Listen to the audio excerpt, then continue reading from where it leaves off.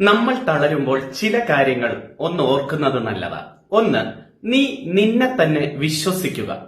ഇന്നത്തെ കഷ്ടപ്പാട് നാളത്തെ കരുത്താണെന്നും ലക്ഷ്യത്തിലേക്ക് മാത്രം കണ്ണു നടുക. മറ്റുള്ളവരുടെ വാക്കുകൾക്ക് ചെവി കൊടുക്കരുത്. മറ്റുള്ളവരെ ബോധിപ്പിക്കാൻ ജീവിക്കേണ്ട കാര്യവുമില്ല.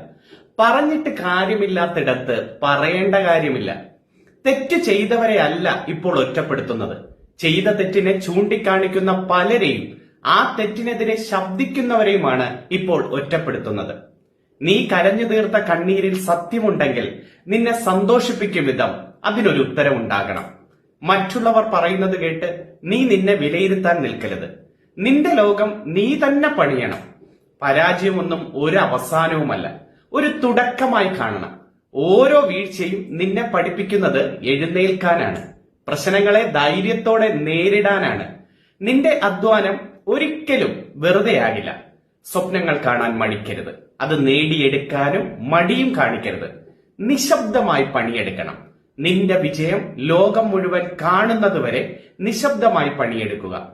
നിനക്ക് സാധിക്കാത്തതായി ഒന്നുമില്ല എന്ന് മനസ്സ് വെച്ചാൽ മാറ്റങ്ങൾ സംഭവിക്കും.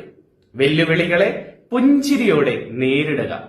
നിന്റെ യാത്ര നീ മാത്രം തീരുമാനിക്കുക.